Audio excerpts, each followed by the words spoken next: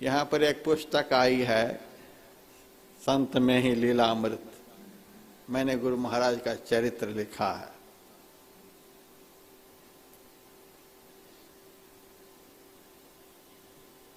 परम संत बाबा देवी साहब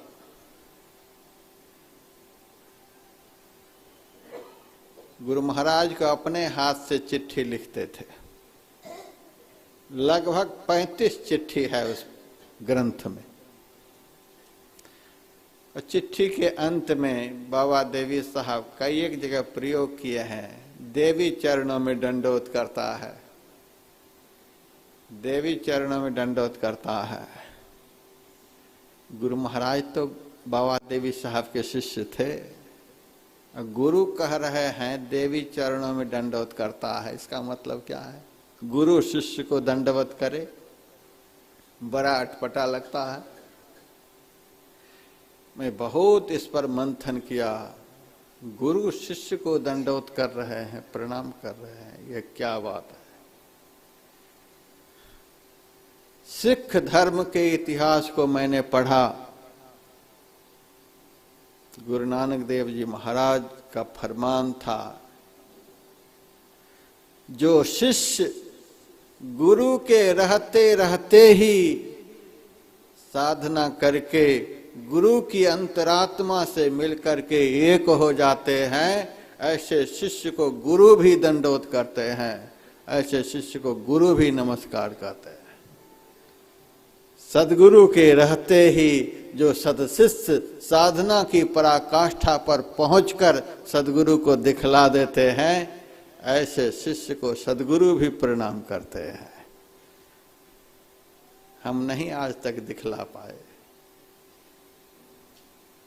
कितनी कोमलता हमारे गुरुदेव में।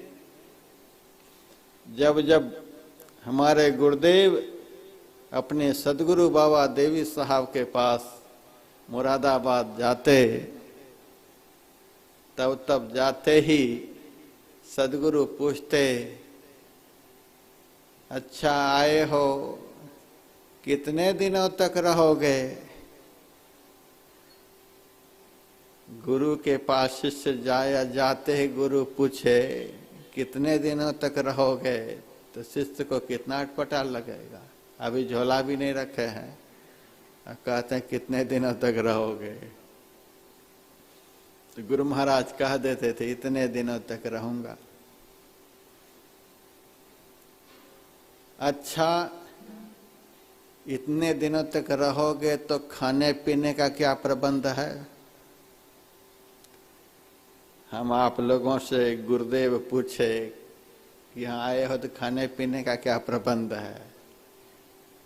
कितना अटपटा लगेगा। कैसे गुरु जी हैं, आते पूछते खाने पीने का क्या प्रबंध है तुम्हारे पास? हम इनके सिर पर भार बन गए। अच्छा नहीं लगेगा। लेकिन गुरुदेव कहते थे, सरकार प्रबंध है, इतने रुपए हैं हमारे पास में।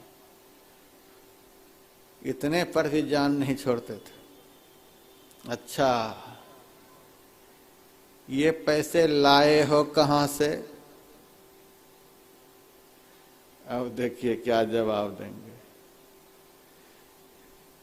संयोग से एक गुलाबी दास नामक सत्संगी गुरु महाराज के साथ बिहार से गए हुए थे।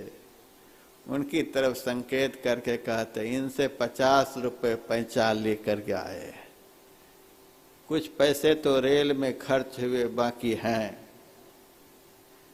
अब तो बाबा साहब इतने बिगड़े,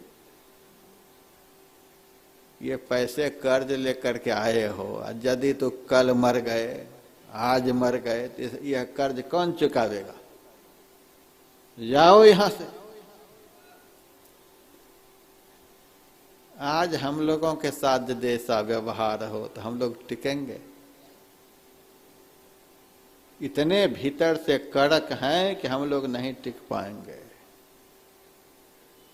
मेरा यह उपदेश हिये में धारियो, गुरु चरणन मन राख सेव तन गारियो। जो गुरु झिड़कें लाख तो मुख नहीं मोरियो, गुरु सो नेह लगाए सबन सो तोरियो। चरणदास जी महाराज की वाणी है। सहजो बाई कहती हैं, शिष्य का माना सतगुरु, गुरु झिर कहीं लखबार, सहजो द्वारन छारिये यही धारणा धार। कितना भी कुछ हो, इस दरबार को छोड़ना नहीं है।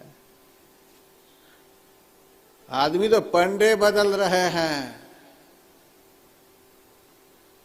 पंडे बदल रहे हैं। यदि थोड़े भी संत कसौटी करते हैं तो गाल मुंह को फुला करके दूसरे पंडे के पास चले जाते। ये गुरु ठीक नहीं, ये तो बड़े बिगड़ते हैं। गुरु ऐसे मिले कि जाते ही चांदी की थाली में 56 भोग शिष्य को परोस दे। ऐसे गुरु चाहिए कलयुग में। लेकिन ऐसे गुरु यदि हमारे गुरुदेव को मिले होते, आज ये महर्षि में ही नहीं बन पाते। बड़ी कड़ाई होती थी। जब जब गुरु महाराज बाबा साहब के पास जाते तो पूछ लेते कितने दिनों तक रहोगे, समय बता देते। 3 दिन पहले से ही इतना बिगड़ना शुरू करते कि 2-3 दिन पहले ही गुरु महाराज को जाना पड़ता। एक बार गुरुदेव के मन में हुआ, अब यदि गुरुजी पूछेंगे तो समय नहीं बताऊंगा, चुप हो जाऊंगा। हर बार हमें झूठ बोलना पड़ता है, अब बताऊंगा नहीं। तो एक बार जब पूछे तो गुरु महाराज चुप हो गए। तो पहुंचे हुए सदगुरु थे, समझ गए, चुप हो गए, कोई जवाब नहीं दिए। एक बार की ही झोला कंधे पर उठाए और बाबा देवी साहब के सामने हाथ जोड़कर खड़े हो गए। बाबा देवी साहब ने कहा, क्या जाने के लिए तैयार हो? गुरुदेव ने कहा, जी सरकार। बाबा साहब अपने आसन पर से उठे, गुरु महाराज के कंधे पर जो गट्ठर था सामान का उसे उठाकर फेंक दिए और गुरु महाराज को भी उठा करके पटक दिए और पीठ पर चढ़कर बैठ गए। कहते हैं, जाओ तो कैसे जाते हो? संत में ही लीलामृत में, महर्षि में ही अभिनंदन ग्रंथ में यह सब प्रसंग लिखा हुआ है। जाओ कैसे जाते हो? नीचे से ही गुरु महाराज कहते हैं, कोमल होना। इसको कहते हैं कोमल होना।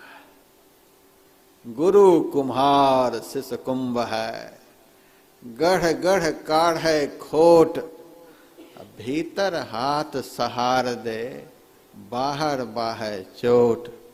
संत यदि बिगड़ें, संत यदि क्रोध करें, सदगुरु यदि बिगड़ें, सदगुरु यदि शिष्य के ऊपर क्रोध करें तो समझ लेना इनको हमसे बहुत प्यार है।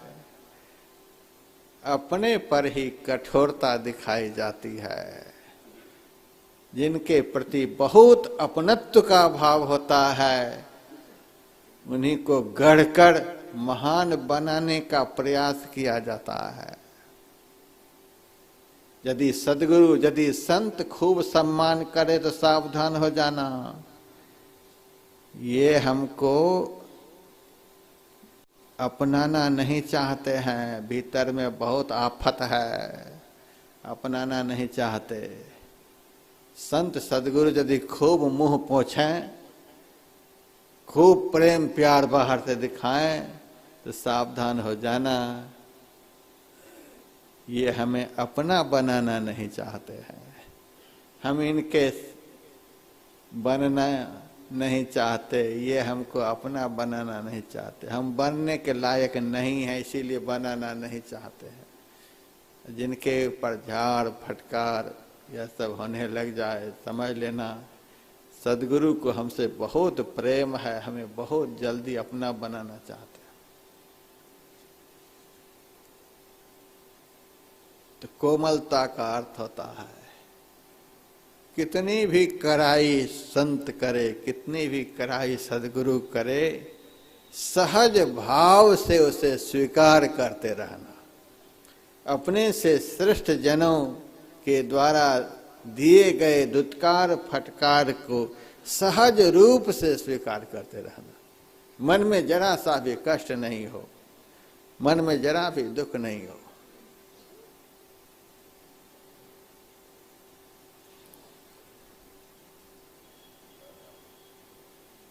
यही है कोमलता, यह है अमृत, यह सरलता, कोमलता, सहजता, यह साधक का बहुत बड़ा गुण है। यह अमृत के तरह आपके जीवन को अमर बना देगा। परम संत बाबा देवी साहब के बहुत शिष्य थे, लेकिन इस स्तर के नहीं थे। यही कारण रहा कि जो आशीर्वाद गुरुदेव को उनसे प्राप्त हुआ सो किसी को नहीं प्राप्त हुआ। गुरुदेव को एक चिट्ठी में बाबा देवी साहब ने लिखा था, लाला तुमको रोटी मिले चाहे नहीं मिले, लेकिन तुम्हारी बराबरी का इस मजहब में दूसरा कोई नहीं हो सकता। दूसरा कोई नहीं तुम्हारी बराबरी में हो सकता। गुरु महाराज को लाला कहते थे, लाल। रत्न के बहुत नाम है, सबसे कीमती रत्न का नाम लाल होता है। सबसे कीमती रत्न जो होता है उस रत्न का नाम लाल होता है। और सबसे प्रधान शिष्य जो होता है वह सदगुरु का लाल कहलाता है। इसीलिए गुरु महाराज के प्रति बाबा साहब का लाल शब्द का प्रयोग होता था। यह मेरा लाल है, यह संत मत का लाल बनेगा एक दिन। और गुरु महाराज ने बनकर दिखलाया। हम अब ज्यादा पुस्तक नहीं पढ़ते हैं, पहले बहुत पढ़ते थे, बड़ी शौक थी धर्म ग्रंथ पढ़ने का। अब बस दिन रात जब भी मौका लगता है गुरु महाराज के एक प्रवचन निकाल कर पढ़ता हूँ, पदावली को निकाल करके पढ़ता हूँ, और गुरु महाराज का संपूर्ण जीवन चरित्र जो मैंने लीलामृत में लिखा है उसको पढ़ता हूँ। अब बहुत पढ़ लिया, अब गुरु महाराज के ज्ञान को पढ़ना है। और जब पढ़ता हूँ तो देखता हूँ जगह जगह परम संत बाबा देवी साहब के प्रति जीवन के अंतिम क्षण में भी गुरु महाराज को कितना प्रेम था, हम कह नहीं सकते कितना प्रेम था। सन 1919 ईस्वी के 19 जनवरी को परम संत बाबा देवी साहब ने देह का त्याग किया था। गुरु महाराज ने पदावली की रचना की 1940 ईस्वी में, 21 साल के बाद। उस पदावली में हम पढ़ते हैं, जागृत जिंदा सतगुरु जग में, सब जिनको कर जोरा रे, बाबा सतगुरु देवी साहब जा पद को में ही चेरा रे। जागृत जिंदा सतगुरु जग में। 21 साल पहले बाबा देवी साहब ने देह का त्याग किया था, लेकिन गुरु महाराज उनके प्रति लिखते हैं, जागृत जिंदा सतगुरु जग में। गुरु महाराज को कभी भी ऐसा महसूस नहीं हुआ कि बाबा देवी साहब हमारे साथ में नहीं है, कभी महसूस नहीं हुआ। यदि ऐसा महसूस होता तो जिंदा शब्द का प्रयोग कभी करते ही नहीं। हमारे गुरु महाराज को बाबा देवी साहब के प्रति कभी ऐसा महसूस नहीं हुआ कि बाबा साहब सो गए। हमें नहीं देख रहे कि मैं क्या कर रहा हूं। 2400 घंटे हमारे गुरुदेव को ऐसा महसूस होता था कि बाबा साहब हमें देख रहे हैं और बाबा साहब हमारे लिए सदैव जीवित है। सच्चा शिष्य वही है जो सदैव अपने सद्गुरु को इस रूप में देखे कि वो हमें देख रहे हैं, तो अपराध होना बंद हो जाएगा। सद्गुरु हमें सदैव देख रहे हैं, अपराध होना बंद हो जाएगा। अपराध वही शिष्य करता है जिनके अंदर में ऐसी श्रद्धा नहीं है कि देख रहे हैं।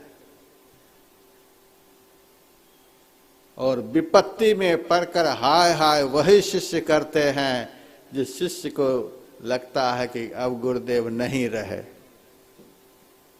हमारी विपत्ति को दूर करने वाले अब नहीं रहे, इसीलिए विपत्ति की घड़ी में हाय हाय करते हैं। 70 साल की एक माई मेरे पास आधा दर्जन केले लेकर आई। महाराज जी, हम आपको गुरु बनाना चाहते हैं। मैंने कहा बुढ़िया हो गई हो, अब तक गुरु नहीं बनाई, अब मरने के समय आई है गुरु बनाने के लिए। अरे महाराज, गुरु तो 3 बनाई, तो अब क्यों आई हो? तीनों गुरुजी मर गए। एक गुरुजी से दीक्षा ली थी, वो 4 साल के बाद गुजर गए। फिर दूसरे को बनाई, वो 3 साल रहे, गुजर गए। तीसरे को बनाई, वो 10 साल में गुजर गए। मैंने कहा मेरा नंबर लगाने को आ गई हो। हम हाथ जोड़ते हैं ऐसे शिष्य को जिनके गुरु हर 3 साल 4 साल में मर रहे हैं। गुरु और गुरु का ज्ञान कभी मरता नहीं है। सच्चा शिष्य वही है जो सदैव गुरु और गुरु के ज्ञान को अमर मानता है। गुरु महाराज जीवित हैं। हमें तो कभी फील नहीं होता कि गुरु महाराज शरीर में नहीं है। करोड़ों शरीर में रहने वाले जितनी आपकी सहायता नहीं कर सकते, वो शरीर में नहीं रहते हुए भी अकेले गुरु महाराज आपकी सहायता करने में तैयार हैं, समर्थ हैं। जो ऐसा विश्वास रखते हैं वे दिन रात अनुभव करते हैं। 2400 घंटे ये हमारी सहायता के लिए तैयार खड़े हैं। लोग मेरे से कहते हैं महाराज बचपन से महात्मा बने हो, आप गुरु महाराज का कुछ चमत्कार सुनाओ, बताओ कौन कौन सा चमत्कार देखे हो। बहुत लोग बहुत काल्पनिक चमत्कार सुनाते हैं, मैं काल्पनिक चमत्कार नहीं सुनाता। कोई चमत्कार सुनाओ। हम कह देते हैं हम जो बोल रहे हैं यही उनका चमत्कार है। उन्हीं के चमत्कार से हम बोलते हैं। हमारे मुंह में जो बोली आ रही है यह उन्हीं का चमत्कार है, नहीं तो उनके चमत्कार के बगैर तो यह बोलती कब के बंद हो गई होती। इन्हीं की कृपा से हम बोल रहे हैं, इन्हीं की कृपा से एक एक श्वास ले रहे हैं, इन्हीं की कृपा से हम देख रहे हैं, इन्हीं की कृपा से हम कुछ कर रहे हैं, इन्हीं की कृपा से हम चल फिर रहे हैं। हमारे जीवन का समग्र व्यापार, समग्र व्यवहार बस इन्हीं का चमत्कार है। साहब से सब होता है, बंदा ते कुछ नहीं। हमसे क्या हो सकता है? कुछ भी नहीं। हमने जीवन में कुछ भी नहीं कर पाया, इसीलिए हमसे कुछ भी नहीं हो सकता। मेरे माध्यम से कुछ भी जो हो रहा है सो हमारे गुरुदेव का चमत्कार है। शिष्य को यही समझना चाहिए, जो कुछ भी अच्छा काम हमारे से हो रहा है यह हमारे गुरु का चमत्कार है। जितना बुरे कर्म हमारे से हो रहे हैं यह मेरा चमत्कार है। बुरे कर्म हम चमत्कार करके दिखला रहे हैं और अच्छे कर्म हमारे गुरु का चमत्कार है। ऐसा ही सदैव समझना चाहिए। कोमल हो जाओ, इतने मुलायम हो जाओ कि गुरुदेव को हमें बनाने में ज्यादा परिश्रम नहीं लगे। बना तो देंगे ही, किसी भी तरह से सच्चे सदगुरु की शरण में आ गए हो, ये बिना बनाए तो छोड़ेंगे नहीं। लेकिन हथौड़ी मार मार करके पहले मिट्टी को मुलायम करना पड़ेगा। मुलायम बनाने में ही बहुत समय इनको लग जाएगा, तो देर से बन पाएंगे। बहुत जल्दी बन जाना चाहते हैं तो खुद अपने से भी कुछ बनो, कुछ वे भी बना देंगे, तब जल्दी हो जाएगा।